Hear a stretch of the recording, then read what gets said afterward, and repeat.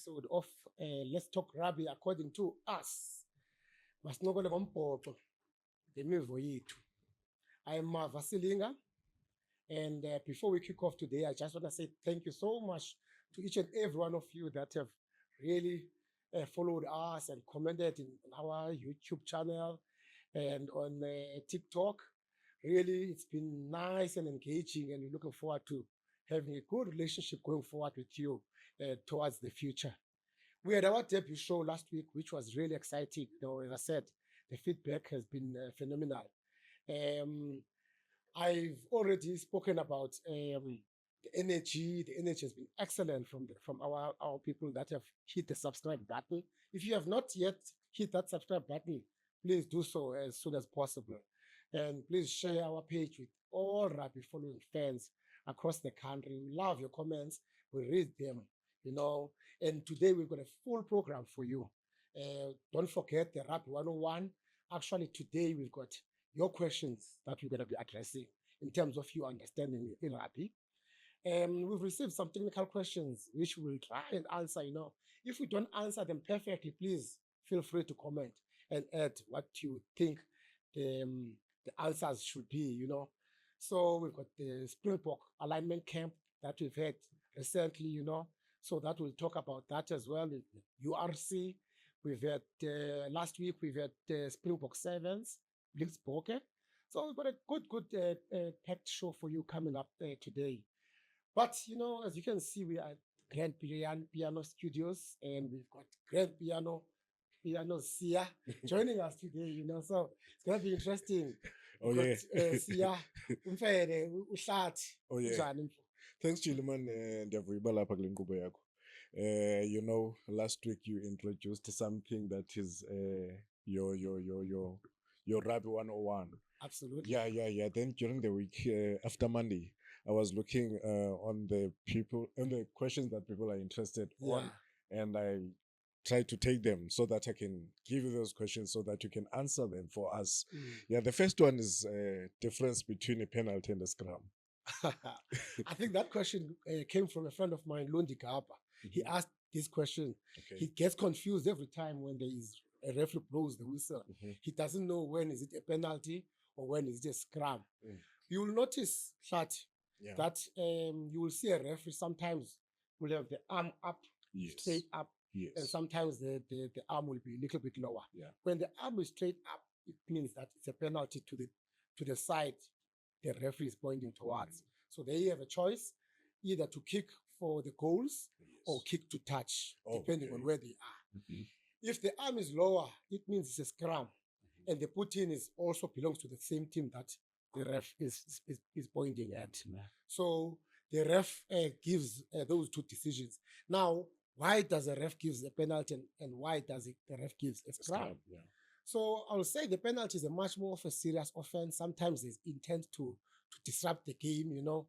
So a scrum is more like a whoopsie moment, you know. You made a mistake, it's a knock on. You didn't mean to knock it.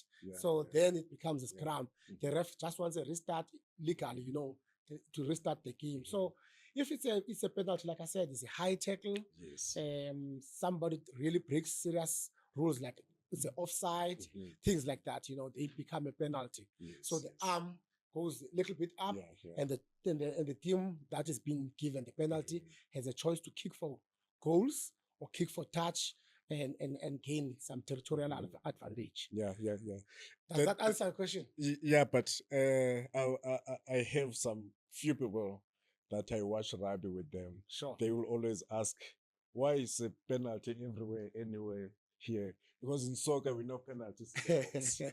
So penalty can be anywhere. So in our game, the rugby game, the penalty is anywhere there is a foul. So if you're offside, it can be in our 22-meter line. It can be in their 22-meter line. So it's a penalty anywhere in the field. So that's why I said you've got a choice as a team that has been awarded whether you want to kick for goal. So if you're not in a position to kick for goal, maybe it's too far, then you will opt to kick to touch, you know. That's what most teams do.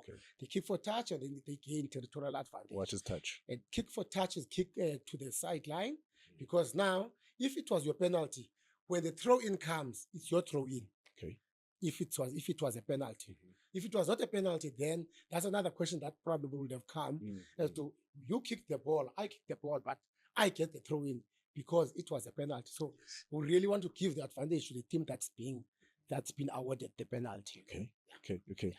There's another one here that is saying referees always shouting offside, but there's no line on the green grass. How do you know that? How do you know where is the line?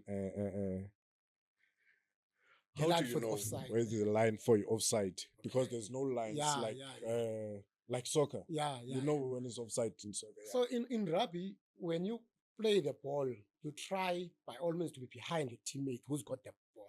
So you try to be behind the ball carrier at all times. So the minute you are in front of the ball carrier, you are deemed to be offside. So that's why sometimes you will see that one player will be in front of the ball carrier and they will sometimes lift their hand to say, referee, please, I'm not playing this ball now. So he's trying to put himself out of the situation. Saying that, please don't penalize me. I'm not willing to play this ball. And the player who's carrying the ball will actually just go past that particular player. So the line moves with the ball. So the most important person is the person who's carrying the ball. They can pass to you if you are behind him, or they can kick forward if you are behind him. You've got the right to chase the ball. But if you are ahead of him, he kicks and you chase, but you are in front of him, then you are offside. And it becomes a penalty, like we said earlier on. So I don't know if I've answered that You're question. offside anywhere, even if it's your side of the field. Because in soccer, you can't be offside on the other side. So in rugby, you'll be offside anywhere. You did answer me, but just to add on this question, in case of I'm passing the ball, because of the distance that is traveling, that ball changed direction, now is going forward. So the rule there is that if it went out of my hand as near the ball carrier and it was going backwards or straight, then the referees will always give that advantage. That it's not a what you call forward pass. Another one, sometimes players are on the ground in a pile and sometimes they are standing up in a big huddle. What is in a big huddle, what is the difference between rug and maul? So the rug, the ball is actually on the ground. So the players use their feet to rug the ball. So the ball must be on the ground. They're going with it, but they're going. It's on the ground. The ball is on the ground, and then a maul.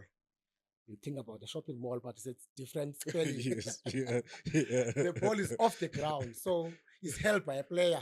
So that's a maul. Sometimes you see it off a line out, and you see the hooker will throw the ball and run. Bongi Mbonambi likes to do that. No, Malcolm Max, they like to throw and then run to the back of the maul, and the ball will be carried, and they will be pushing towards pushing. So that's a move that Springbok like to do, and many other teams do. But I will say the signature move here for what the Springboks. The hooker will always run. That's why you've got Bongi and Max being top try scorers. Probably 80% of their tries come from the maul. So the ball is not on the ground now; it's held by a player. It moves around, so the probably Etzenberg will catch the ball and come down, and the hooker will come from the back and carry it, and they will push the other team towards the try line. In most cases, it becomes a try. So if we're talking about the rug, then the ball is on our feet. It is really on the floor. Then if the opponent can steal it, there might also be infringements there because there's laws that protect that ball. Okay. The last one. Sure. If I drop the ball, it's a scrum. But sometimes the referee gives a penalty and even a yellow card for dropping it. Yeah, we've seen this a number of times, especially from the last World Cup. There's what you call a deliberate knock-on. So if I drop it by mistake, there's no intent. I'm trying to catch the ball, and then it happens. Maybe it's wet, or there's dew on the grass, so the ball is slippery. So it drops. It becomes a scrum. The ref will award a scrum to the other team if I drop the ball. But if I now am trying to tackle you, you're trying to pass to your player across, and I I try to hit the ball, to intercept it, and hit the ball down. That's what you could call a deliberate knock-on. Oh, okay. And the World Rugby is very strict on that rule that on most occasions you're gonna get a yellow card. A yellow card in rugby now is different from football, soccer. It actually means you sit 10 minutes in the sin bin. So it's got huge impact on the results because 10 minutes is a long time in rugby. So you need to really prove that you try to catch the ball. And how do you do that? You really have to go with two hands. If you go with one hand, there's no chance of you catching the ball. That's what the rules say. They see that as a very difficult chance for you to carry. So if you go with one hand, you are likely to be penalized for deliberate knock-on. So it will be a high hand to the opposition and also a yellow card towards you. Okay. Chile, that was our 101. Keep on sending your questions, your concern on Rugby 101. They will explain for you. Chile, take your show back, bro. Oh, thanks a lot. Hey, man, I feel like I'm a ref now. So, okay, our first topic for today is BLITZ 2026 HSBC Sevens League Championship. So, Springboks are actually doing very well in this tournament, Hlat. So, we were playing in New York last week, and we did very well. We won that tournament. We played against our old foes in the final, Fijians. Everybody loves Fiji because they make rugby look so nice and so beautiful, you know. And we actually beat them in the final in New York. So we went to that tournament on equal points, and we're now slightly ahead of them. So what do you make of that tournament? The tournament is growing to be strong because Rugby Sevens, when they were introduced, they were not on the 11 they are now. Yeah, absolutely. Yeah, Rugby Sevens is a big tournament now. Yeah, like the tournament like HSBC. Yes, also to beat Fiji. You see, it's a big thing because those guys, especially on sevens, they're good. Absolutely, they're good. That's their signature game. Yes, they're actually not so good in the 15. Exactly, they are Fiji.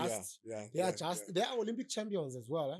Remember, we said last week that if you want to play Olympics in rugby, you're gonna have to choose sevens. So this is a very important sport. So I'm just putting emphasis in what you said. It's become a big sport. It's an Olympic sport. So really chuffed up by the BLITZ. But let's congratulate our boys. Absolutely. Yeah, they did very well. Congratulations to Phillips Neyman, the coach. Absolutely. Yeah, when you're talking about Philip, he used to be a player. He used to be a captain of BLITZ. Yes, and also went to coach after his injury. Went to coach Jermaine. Yeah, and take it to the sevens world tournament. Yeah, but if you're talking Jermaine and rugby, you're talking about they don't know rugby that well. So soccer guys. Someone who can take Jermaine to the world class with rugby, you're talking about someone who can take something out of nothing. Absolutely. Yeah, but yeah. So no, he's proven himself. Yes. So when he was playing, also he was a good player. Absolutely. That was well respected. No doubt. But because of injuries, he had to cut off his career and become a coach. But he's a good coach. We can see on BLITZ. He's doing wonders. So the BLITZ basically it's a 2-horse race now for this particular tournament of this year. I would say it can only be between South African BLITZ and the Fijians. Because if you look at the other number 3 and number 4, it's probably New Zealand. I think we do have the league, It's Australia and New Zealand. They are also good teams, but I don't think that they're capable of winning now because we've got only 3 tournaments left. But our boys did very well. Yeah, I'm looking at on the stats, played 30 games, win 23. That's a great performance. Yes. So we're gonna be looking forward to the next tournaments. The next one is on the 17th to the 19th of April. They are in Hong Kong. Okay. And that's a long time ago to come, Think about it. I mean, players will lose form. players will get injuries, some players will come back from injury. So it's going to be interesting to watch what's going on in Hong Kong in that time, because I'm sure Fitch will come back and ask questions. Exactly. New Zealand might come back as well. Yeah. Australia actually beat us in Canada. They're quite a good team as well. So you can't really write anybody off. Yes. So we've got 3 events now left for this tournament. It's Hong Kong. Yeah. Valladolid. That name always gets me as well. And then the last one is Bordeaux in France. So yeah, we'll see what's going to happen there, but we'll be crossing fingers and hoping that the BLITZ brings it home. Exactly. Yeah. No, I trust them. We want to be champions of the 15 rugby and the 7s as well. Yeah. So quite good. Yeah. Also, we have to look on the ladies 7s. Absolutely. They are coming soon. Absolutely. Remember, whenever this tournament plays, there's also a ladies' leg on it. Maybe we should cover it. Yes. In the future, Yeah. Okay, let's now come back to Springboks. We haven't spoken about Springboks a lot because we all know that they are in off-season right now. So there's nothing much happening in that side. But there has been a camp already, a 49-player camp. They call it, I don't know, first alignment camp. When we played rugby, we never sat on desks. Yes. So now I saw guys sitting in the desk, looking like they're in class. What's going on there? I'm sure that alignment really is for new players that are coming in to meet world champions, to rub shoulders with world champions. That is the alignment we're talking about, so that they can feel to be in the same space with world champions. They don't get surprised when they are selected. So to start with test matches. So that's why all the 49 guys were there. I was happy to see the 11 uncapped players. Awesome. Yeah. 5 of them are still on junior box ranks. Absolutely. Yeah. So that shows to them that they are on the level now. They can be selected to play with the big boys. Yeah, well, I think to add on to that point, there's been a lot of criticism international that the Springboks quite old. And you've picked too early for the World Cup. But I think Ras is already answering those questions. You say, just wait, boys, because I've got my young boys in the team. So when somebody gets injured, you've got the old crocs like Abosia Police, Andre Pollard, Eben Etzebek. Those are the tried and tested players. But when they do get those injuries, they will be equally strong youngsters that can come in and put in a good performance. Yeah, too. As I said, it allows them to rub shoulders. To rub shoulders with experienced players, and also to gain experience before test matches that are building to the 2027 World Cup. Absolutely. Look, I think this is not the first alignment camp. I think they had the first alignment camp last season as well. And we had about Sasha Feinberg coming out of that. And look at where he is right now, So it's quite interesting that people are saying Springboks are old, they picked up too early. And this 49-player camp has actually proven to me, certainly, that Springboks are going to be a big team again this coming season. It also giving me sleepless nights in that by age. Yeah. Because I'm also having my questions, but between the average. You asked me before the show, what is the average age? I haven't counted it, but there's lots of youngsters. We can look good, but injuries because of age, the easy fun. Yeah. So 2027 is here. So I think Rasi is on the right track. Absolutely. Yeah. Absolutely. And when we talk about this camp, I think you cannot forget the Six Nations that just concluded last week, because I'm sure Rasi and his team have been watching those games. And if you're born up, everybody's beating everybody, So you actually, if you're a Springbok fan, you like what's happening in Europe, because there's no big team there. If you look at it, France, yes, have won it, but they are beatable. They're beaten by Scotland. So if I'm a Springbok coach, I'm in Rasi's shoes right now. I'm very happy with what's happening, because I feel that I can beat anyone. Yeah. And there's also this big one that is coming after how long? Which one? England. Playing the one of England. Yeah, England will be our first test this season. Yes. We'll have Barbarians. I think Barbarians is more kind of like an international to warm up. Yeah. I think they will try few tactics there, just to entertain as well. Yes. But the main game will be the one against England. And everybody has said England have lost 4 games in a row now. And I think Rassi knows very well, and his team, coaching team, that they will not take England lightly for that game. Because England, against big boys, they tune up. I said it, if you remember, against France. People think that France is just going to walk over France, over England. But it was not the case. England is going to work very hard before that test match. And they will be very competitive. But I think at the end, South Africa will win. Against even me on my side, I'm expecting a high-stake physical game. Because also England, as you mentioned, is 6 Nations. The performance was not good. England, I cook good. So beating Springboks is like winning World Cup today. 40 up, round 13 of the Vodacom URC. T-Rex get in the game. Mapimpi is on. Mapimpi! They're chasing him down. Has he got the pace, the power? He's short. Oh! Whoa! T-Rex, Makazola Mapimpi. Take your time. Watch it. Regathers the kickoff. Shows pace, power, determination.